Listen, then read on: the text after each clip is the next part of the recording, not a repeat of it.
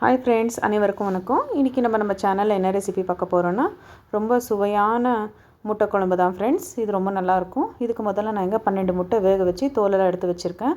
மசாலாக்காக கொஞ்சமாக தேங்காய், கொஞ்சமாக கருவேப்பிலை, 3 தக்காளி, ஒரு பூண்டு, ஒரு மீடியம் சைஸ் வெங்காயம், தாளிக்கிறதுக்காக 2 வெங்காயத்தை நீளமாக கட் பண்ணி வச்சுருக்கேன், கருவேப்பிலை, 2 பச்சை முட்டை எடுத்து வச்சுக்கோங்க ஃப்ரெண்ட்ஸ். லாஸ்ட்டில் உடச்சி ஊற்றினா நல்லாயிருக்கும். கொஞ்சமாக கருவேப்பிலை, உப்பு உங்கள் ருசிக்கு தகுந்த மாதிரி, வடகம் கொஞ்சம், தாளிக்கிறதுக்காக கடுகு, சீரகம், உளுத்தம்பருப்பு, 1 டேபிள் ஸ்பூன் அளவுக்கு தனி மிளகாத்தூள், 2 டேபிள் ஸ்பூன் அளவுக்கு மல்லித்தூள், 1/4 டீஸ்பூன் அளவுக்கு மஞ்சள் தூள், ஒரு அரை வெங்காயத்தை குட்டி குட்டியாக கட் பண்ணி வச்சுக்கோங்க, ஒரு எலுமிச்சை பழத்தோட புளி, 2 டேபிள் ஸ்பூன் அளவுக்கு எண்ணெய், ஒரு அரை மூடி பச்சை தேங்காவை கட் பண்ணி வச்சுருங்க ஃப்ரெண்ட்ஸ். இப்போ முதல்ல நம்ம புளியை கொஞ்சம் சூடு பண்ணிக்கலாம். இப்போ நம்ம மசாலா அரைச்சிடலாம் ஃப்ரெண்ட்ஸ். வெறும் பூண்டு, வெங்காயம், கருவேப்பிலை, தேங்காய் மட்டும் போட்டு கொஞ்சம் நல்லா அரைச்சிக்கோங்க. புளி இந்த அளவுக்கு அதுக்கப்புறமா ஆஃப் பண்ணிவிடுங்க ஃப்ரெண்ட்ஸ். மசாலா இந்த அளவு நல்லா அரைச்சதுக்கப்புறமா தக்காளி போட்டு அரைச்சிக்கோங்க. இப்போ நம்ம ஒரு பாண்டலி வச்சு, பாண்டலி சூடானதுக்கப்புறமா எண்ணெய் ஊற்றிக்கோங்க. எண்ணெய் சூடானதுக்கப்புறமா கடுகு, உளுத்தம்பருப்பு, சீரகம் போட்டுக்கோங்க ஃப்ரெண்ட்ஸ். இது கடுகெல்லாம் கொஞ்சம் நல்லா பொரிஞ்சதுக்கப்புறமா நம்ம பாதி வெங்காயத்தை கட் பண்ணி வச்சுருக்கோம்ல, அது மட்டும் போட்டுக்கோங்க ஃப்ரெண்ட்ஸ். அது போட்டு நல்லா வதக்கி விடுங்க. அது இந்த அளவுக்கு கலர் சேஞ்ச் ஆனதுக்கப்புறமா தாளிக்கிறதுக்காக வடகம் போட்டுக்கோங்க. வடகம் ஆப்ஷனல் தான் ஃப்ரெண்ட்ஸ். உங்கள்கிட்ட இருந்தால் போட்டுக்கோங்க, இல்லைனா வேணாம். போட்டால் மணமாக இருக்கும். இப்போ நம்ம கட் பண்ணி வச்சுருக்கிற 2 வெங்காயம், கருவேப்பிலை போட்டுக்கலாம். இது கொஞ்சமாக தாளிச்சிக்கோங்க. இப்போ நம்ம கட் பண்ணி வச்சுருக்கிற பச்சை தேங்காவை இது கூடயே சேர்த்து போட்டுக்கலாம் ஃப்ரெண்ட்ஸ். பச்சை தேங்காவை போட்டு கொஞ்சம் நல்லா வதக்கி விடுங்க.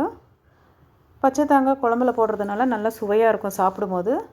இப்போ 1/4 டீஸ்பூன் அளவுக்கு மஞ்சள் தூள் போட்டு நல்லா வதக்கி விடுங்க ஃப்ரெண்ட்ஸ். வெங்காயம் நல்லா வதங்கி வரட்டும். பாருங்கள் ஃப்ரெண்ட்ஸ், வெங்காயம் இந்த அளவு நல்லா வதங்கினதுக்கப்புறமா நம்ம அரைச்சி வச்சுருக்க மசாலாவை போட்டுக்கலாம்.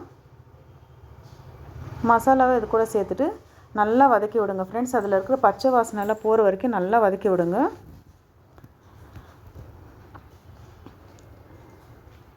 நல்லா எண்ணெய் பிரிஞ்சு வரணும். இப்போது நம்ம எடுத்து வச்சுருக்கிற மல்லித்தூள், தனி மிளகாத்தூள் இதெல்லாம் போட்டு நல்லா இதையும் நல்லா வதக்கி விடுங்க. இது நல்லா மசாலா கூட வெந்து வரட்டும். நல்லா அடிக்கடி மிக்ஸ் பண்ணி விட்டு நல்லா வதக்கிக்கோங்க ஃப்ரெண்ட்ஸ். இப்போ நம்ம புளியை கரைச்சிட்டு வெறும் புளி ரசத்தை மட்டும் எடுத்துக்கலாம். பாருங்கள் ஃப்ரெண்ட்ஸ், மசாலா நல்லா இந்த அளவுக்கு வதங்கி வந்திருக்கு. இப்போது புளி தண்ணி சேர்த்துக்கலாம். புளி தண்ணி சேர்த்துக்கோங்க. தண்ணி பாருங்கள் இந்த அளவுக்கு இருக்கட்டும், ஏன்னா இது நல்லா கொதிச்சு வரணும். இப்போ இந்த அளவுக்கு கொதிச்சதுக்கப்புறமா நம்ம எடுத்து வச்சுருக்கிற பச்சை முட்டை 2 வச்சுருந்தோம்ல, அது இதுக்குள்ளேயே உடச்சி ஊற்றிட்டு நல்லா மிக்ஸ் பண்ணுங்கள் ஃப்ரெண்ட்ஸ். ஏன்னா பச்சை முட்டை நம்ம இந்த மாதிரி குழம்புல உடச்சி ஊற்றுறதுனால ரொம்ப சுவையாக இருக்கும் குழம்பு. சாப்பிடும்போது நல்லாயிருக்கும், டேஸ்ட்டாக இருக்கும்.